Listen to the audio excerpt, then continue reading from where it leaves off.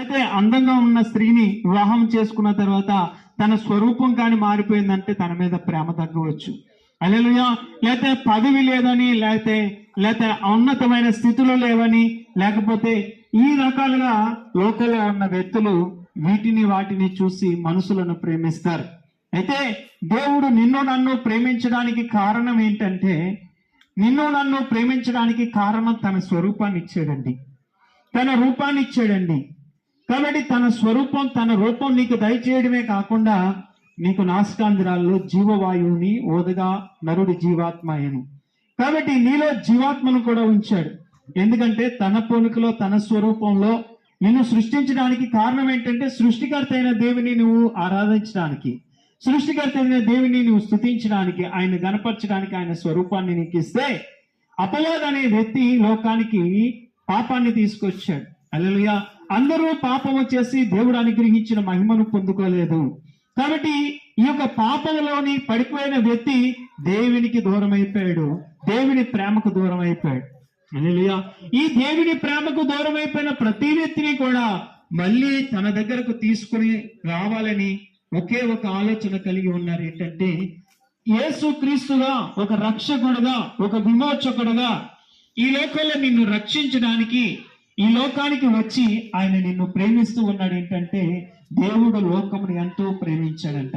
లోకంలో ఎవరున్నారంటే, జంతువులు ఉన్నాయి, చెట్లు ఉన్నాయి, జీవరాశులు ఉన్నాయి, సమస్తమైన సృష్టికర్త ఉంది. అందులో ఒకే ఒక వ్యక్తి మానవుడు ఉన్నాడు. హల్లెలూయా. ఆ మానవుణ్ణి కలుగు చేశాడు కనుక ఆ మానవుణ్ణి రక్షించడానికి దేవుడు ఈ లోకంలో ఉన్న నిన్ను మొదట ప్రేమించాడు. హల్లెలూయా. ఎందుకంటే నువ్వు నశించిపోకూడదు కనుక నశించిన దానిని వెతికి రక్షించడానికి మనుష్యుడు కుమారుడు ఈ లోకానికి వచ్చాడు. ఎందులో నశించిపోతున్నావు అంటే, పాపంలో నశించిపోతున్నావు, లోకంలో నశించిపోతున్నావు. చివరికి మరణం వస్తుంది కనుక ఆ మరణం నుండి నిన్ను తప్పించి నీకు నిత్య జీవం ఇవ్వాలని యేసుక్రీస్తు ప్రభువుగా, రక్షకుడుగా 2025 సంవత్సరాల క్రితం ఈ భూలోకానికి వచ్చాడు కనుక, ప్రియమైన సహోదరులారా, యేసుక్రీస్తు అంటే ఒక మతం కాదండి, ఒక మార్గం. అందుకే ఆయన అంటున్నాడు, నేనే సత్యం, నేనే జీవము, నేనే మార్గము, నా ద్వారా వచ్చేవారు తప్ప తండ్రి యొద్దకు చేరుకోలేరు. కాబట్టి మనం ఒక నిత్యత్వపు రాజ్యంలోకి చేరాలంటే యేసుక్రీస్తు ద్వారా మనం పరలోకానికి వెళ్ళాలి.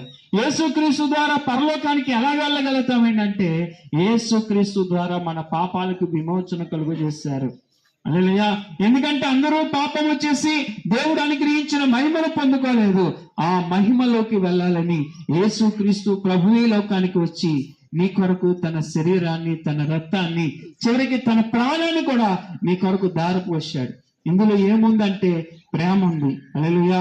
చూడండి, నీ అందం ఉంటే ప్రేమిస్తున్నారు, నీ ఆస్తి ఉంటే ప్రేమిస్తున్నారు, నీ చదువు ఉంటే ప్రేమిస్తున్నారు, నీ హోదా ఉంటే ప్రేమిస్తున్నారు. అనారోగ్యమైన స్థితిలో పడిపోతే నిన్నెవరు కూడా పట్టించుకోరు. కానీ నువ్వు ఏ స్థితిలో ఉన్నా సరే, ఏ బలహీనమైన స్థితిలో, ఏ ఒక వ్యసనపరుడు అయినా సరే, ఏ వికలాంగతనంతో ఉన్నా సరే, ఏ సౌందర్యం లేకపోయినా సరే, ఆస్తి పాస్తులు లేకపోయినా సరే, ఒక హోదా పదవి లేకపోయినా సరే, దేవుడు నిన్ను ప్రేమిస్తూ ఉన్నాడు. ఎందుకంటే తన స్వరూపాన్ని నీకు ఇచ్చాడు కనుక.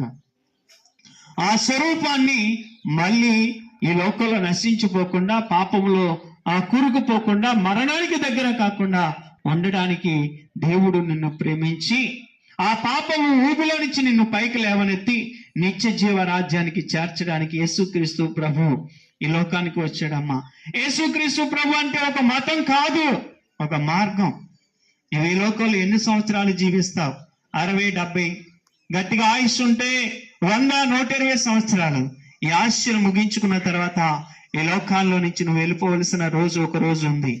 అయితే ఈ లోకంలో నుంచి నువ్వు వెళ్ళిపోతూ ఉన్నప్పుడు నిజ రక్షకుని నువ్వు తెలుసుకోవాలి, నిన్ను ప్రేమించే వారిని తెలుసుకోవాలి, పాపంలో నుంచి విడిపించే వారిని తెలుసుకోవాలి, నిత్య జీవానికి నడిపించే ఆయన్ని తెలుసుకోవాలి. ఆయనే యేసుక్రీస్తు ప్రభు.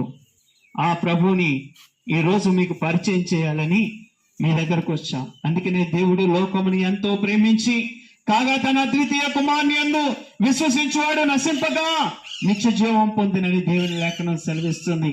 ఈ రోజు నువ్వు ఏ స్థితిలో ఉన్నా సరే, ఎటువంటి బలహీన స్థితిలో ఉన్నా సరే, నిన్ను ఎవరు ప్రేమించలేకపోయినా సరే, నిన్ను అందరూ తృణీకరించినా సరే, హేళన చేసినా సరే, ఇదిగో ప్రభు అంటున్నాడు, నువ్వు నాకు కావాలి అంటున్నాడు. నా యొద్దకు వచ్చిన వారిని నేను ఎంత మాత్రం త్రోసివేయను అంటున్నాడు.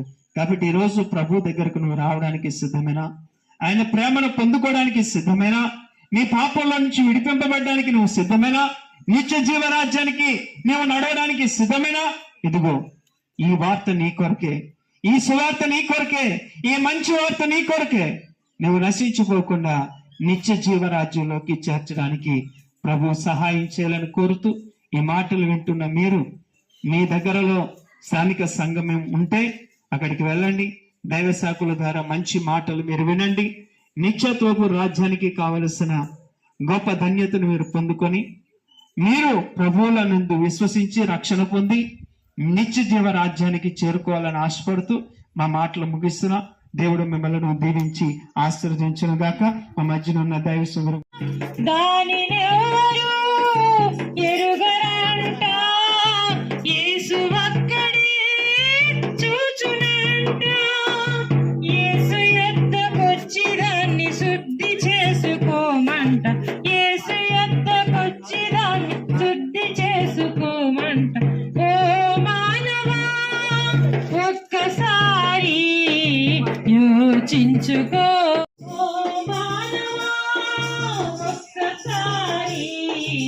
యోచించుకో నీ జీవితం.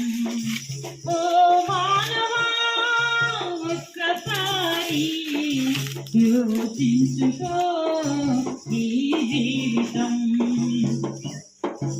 ఎండిపోయి గట్టి వటారాలిపోయి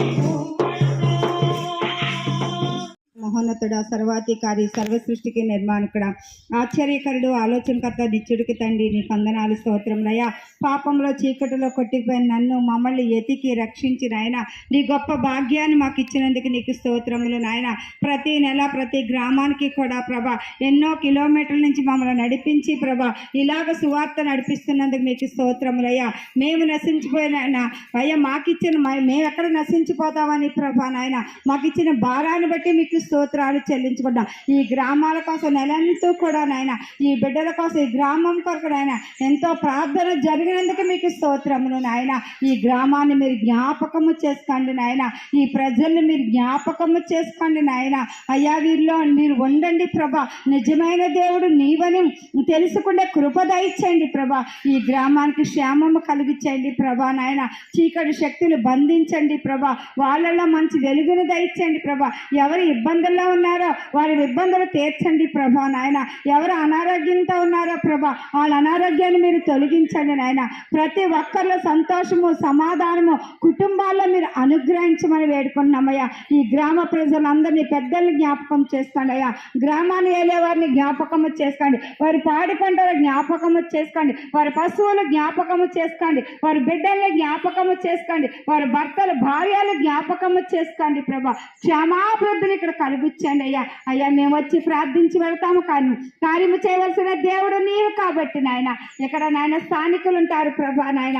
ఆ దైవ శాఖలను కూడా జ్ఞాపకం చేసుకో. గ్రామం కనుక పట్టుదల కలిగి ప్రార్థించే బిడ్డలుగా మీరు చేయండి అయ్యా.